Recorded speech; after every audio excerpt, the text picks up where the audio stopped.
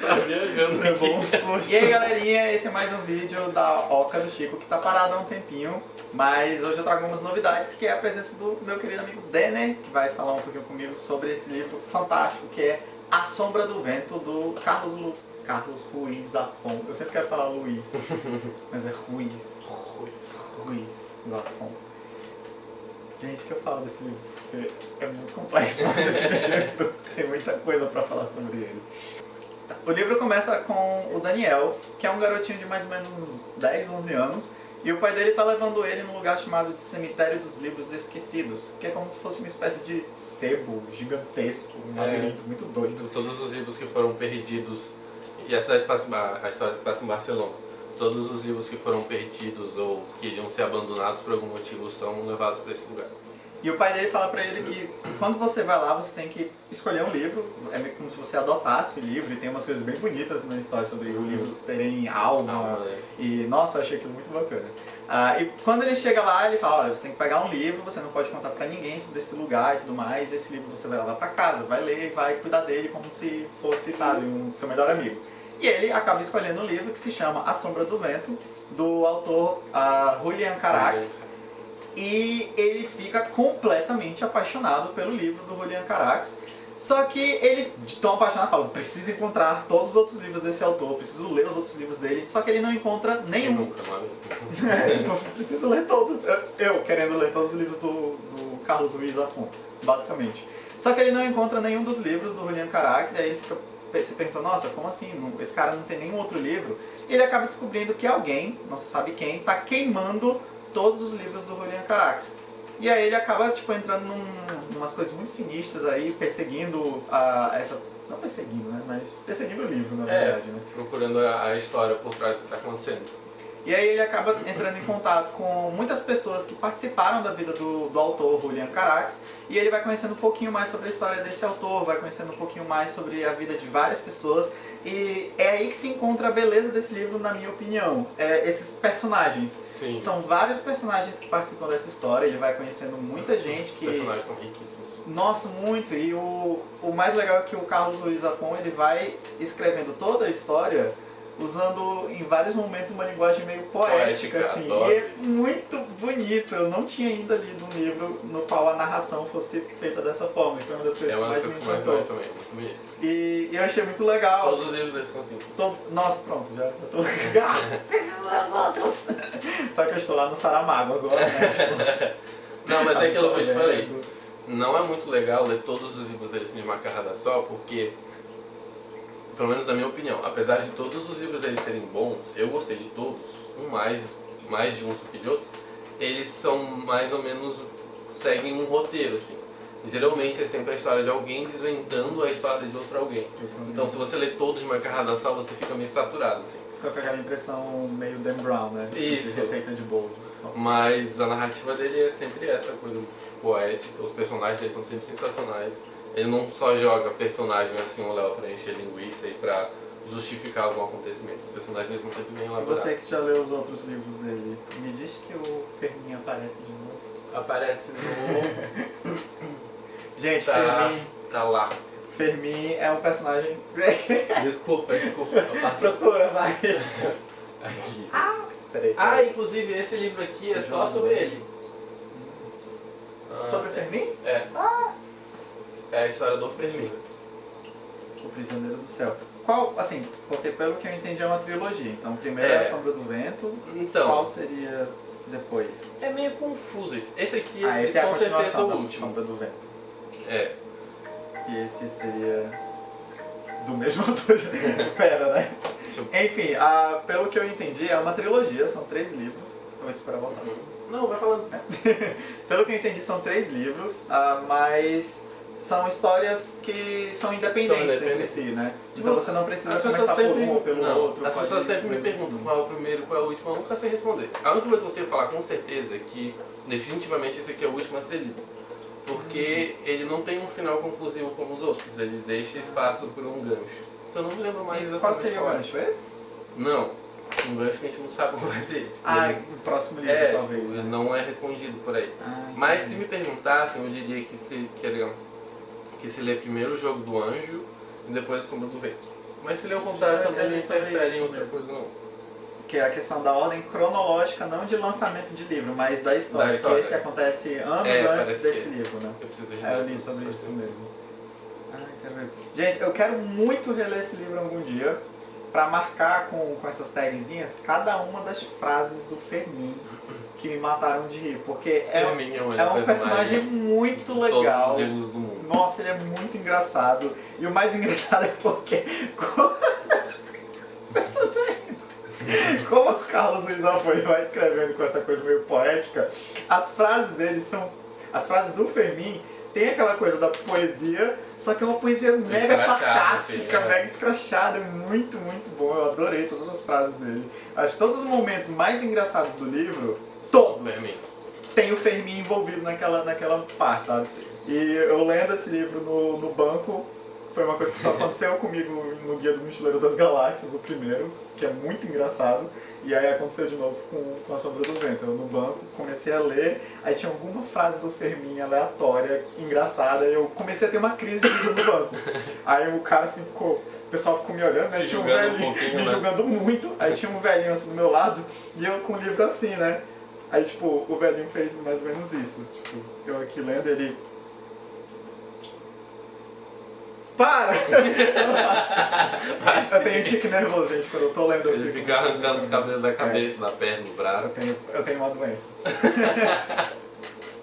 Mas, gente, muito bom esse livro. Gostei muito. Obrigado pela indicação. Isso é demais. Muito bom, gostei muito. E eu acho que falando dessa sinopsezinha, não dá pra ter muita noção da imensidão que é esse livro, porque tem muita coisa que acontece nele. É basicamente sobre o Daniel tentando descobrir sobre a vida do Julian Carax, mas ao longo disso acontece tanta coisa. Tanta coisa. Então, tem amor, tem mistério, tem terror, teve cenas em que eu fiquei arrepiado. Eu falei, gente, não é possível mais isso. A partir de agora, então, pra quem é do canal do Chico, essa é a parte sem spoiler. Agora a gente vai pra parte com spoiler. Então, se você não quer saber, não assiste agora. Corre do spoiler. Vai, continua falando o que você achou das coisas. Então... Ai, o que eu falo das coisas que eu achei? Eu tenho que me falar pra me lembrando também, porque senão não lembro de então, ele começa a procurar a vida do Julian Carax. Ao longo disso ele conhece alguns personagens que são muito importantes para a história. No caso, o Fumero, que é o que persegue o grande vilão da história, né? A gente de início vai pensando que é o Lain Colbert, que seria o nome do personagem da história do Julian Carax, onde existe um personagem que é o Diabo. E o Diabo se chama, na Sombra do Vento, do Julian Carax, ele se chama de O Diabo ou de Lain Colbert. E aí aparece um cara, ao longo do livro, que está queimando os livros do Julian Carax, e ele se chama de Lain Colbert. Então fica tipo, caraca, ele é o vilão da história, né? Só que, de repente, chega um momento em que ele simplesmente para de aparecer. Ele some do mapa. E aí você fica capítulos e mais capítulos, até chegar assim, nos últimos momentos do livro, pra ele reaparecer, e aí quando ele reaparece você já sabe quem ele é. No caso, a gente já sabe que ele é o Julian Carax, porque até aí já explicou toda a história do Julian Carax. E achei muito bonito. Muito bonito. Ele desaparece... É muito legal isso, porque no que ele desaparece, explica justamente que ele desapareceu porque ele ficou meio que distante assistindo a vida do Daniel. Ele ficou vendo o Daniel crescer, começou a ver o Daniel se apaixonar, ele começou a se enxergar no Daniel. E isso começou a tornar ele uma pessoa um pouco mais humana, porque devido a tudo que aconteceu de ele ter perdido a única mulher que ele amou e tudo mais, e ter participado daquele incêndio. De novo, nossa, muito, muito... Me lembrou de Star Wars, o terceiro filme, quando o Anakin é queimado naquela lava bizarra, e aí ele vira o Darth Vader. Esse episódio é massa, quando que aparece o Darth Vader, né? eu me arrepio. Tu precisa assistir Star Wars, cara. Quando começa com aquela música... Mas você nunca assistiu mesmo o terceiro? Meu Deus, eu preciso assistir o Darth Vader, preciso assistir Star Wars. O Darth Vader, não é nem Star Wars, eu preciso assistir o Darth Vader. Mas eu já sei que ele é o pai do menino, que ele só tem... Todo um percurso. Acho que toquei na ferida. Tocou muito na ferida, cara. Mas achei muito legal, assim, ele ficar assistindo a vida do Daniel e você vê que ele vai se humanizando, sabe? Porque depois que conta toda a história dele, você fica assim, tipo, chocado, sabe? Dá muita pena do cara, muita pena mesmo. Ai, eu não lembro. Aí Mas eu vou te falar de coisas que me vêm à mente quando eu falo do Sombra do Vento, tu me diz no que isso se encaixa. Então eu lembro de uma cena Se não me engano, o Daniel tá numa fábrica, numa redação de um jornal. Aí quando ele sai da redação, aparece um cara e atira num monte de uma galera assim. Não existe essa cena. Será que eu tô falando do jogo do anjo? Acho que é o jogo do anjo. Então isso não tem muitas cenas de...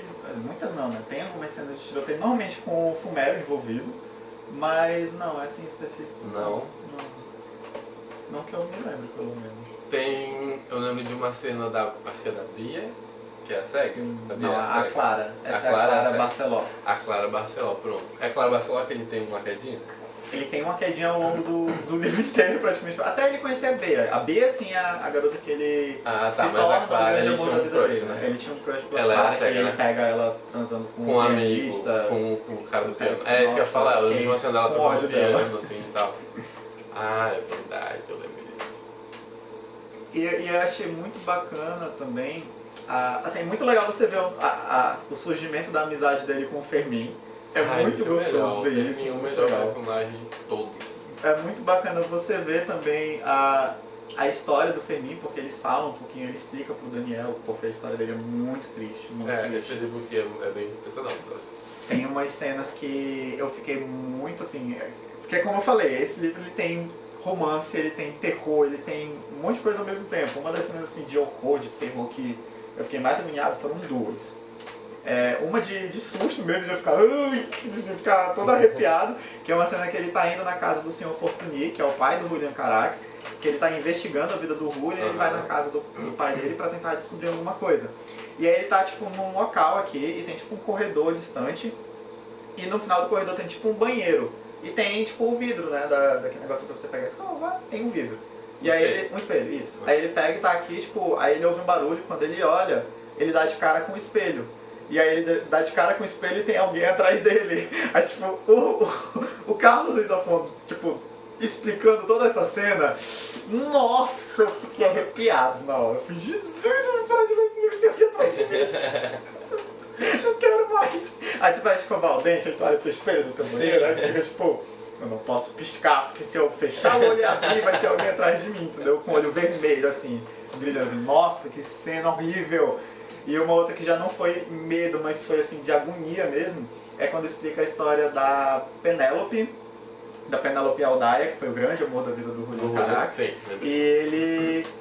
E aí, tipo, mostra como ela morreu, que ela estava grávida do filho dele, e aí, tipo, o pai não deixava entrar nenhum médico, o senhor Aldaia, esqueci o primeiro nome dele, Ricardo Aldaia, se não estou enganado. Não deixava ninguém entrar no quarto da garota, e aí ela, tipo, tava tendo hemorragia interna já por causa do bebê e tudo mais, e ele não deixou nenhum médico ajudar a garota, e quando eles se tocaram, tipo, ela já tinha parado de gritar, e aí abriu a porta pra ver, tipo, o que tinha acontecido, se ela tinha parado de gritar apenas se ela tava morta, e a garota já tava morta, assim, toda ensanguentada, um mar de sangue, e explicava a questão de que ela gritou, que a mãe dela, tipo, morreu de, sabe, com o fantasma dos gritos. Nossa, aquilo ali me deixou muito agoniado. Eu fiquei assim, foi uma hora que eu peguei, fechei o livro, aí eu parei assim e fiquei tipo, preciso de um tempo pra digerir isso, cara. Porque eu fiquei imaginando a cena, assim, sabe? Gente, não, preciso de um tempo. Eu vi uma reportagem uma vez, assim, fugindo do assunto, mas eu vi uma reportagem uma vez que falava sobre isso, que as pessoas que leem, o corpo delas reage como se o que elas estivessem lendo estivesse acontecendo com elas mesmas, sabe? Não faz sentido, porque... Eles fizeram um teste, parece que eles botaram os voluntários para ler, era um dessas histórias, assim. E depois de ler o livro, quando a pessoa ia fazer o teste, parecia como se ela tivesse praticado exercício físico, algo tipo assim, sabe? Na verdade era só ler o livro. Legal. Acho que faz muito sentido, porque eu acho que eu me senti a mãe da Penélope Aldaia, né? Quando eu parei assim, eu falei, não consigo, preciso de um tempo. Mas muito bom, obrigado pela indicação, esse livro é maravilhoso. Se você não conhece o autor, não conhece o livro, gente, só pelo Fermin já vale a pena. Sim, só pelo Fermin já vale a pena, verdade. Vai ser o personagem literário mais engraçado que você vai ler na sua vida, porque já virou um dos meus favoritos, ele é maravilhoso. E é isso, gente, bem... Vamos dar tchau, né? É hora de dar tchau. Quem falou isso, né? Bem, pessoal, se vocês gostaram do vídeo, não deixem de dar o seu joinha, se inscrever no canal e comenta aí embaixo também o que você achou, caso você já tenha lido o livro. Ou se você já leu os outros livros dele, por favor, não me deixa nenhum spoiler nos comentários, tá? E entre no canal do Denner, vou deixar em algum lugar, ou num card, ou na descrição. Desculpa aí, se for um novo vídeo vai estar na descrição, porque eu bota esse quadradinho lá. Então é isso aí, pessoal. Até mais! Tchau, tchau, tchau.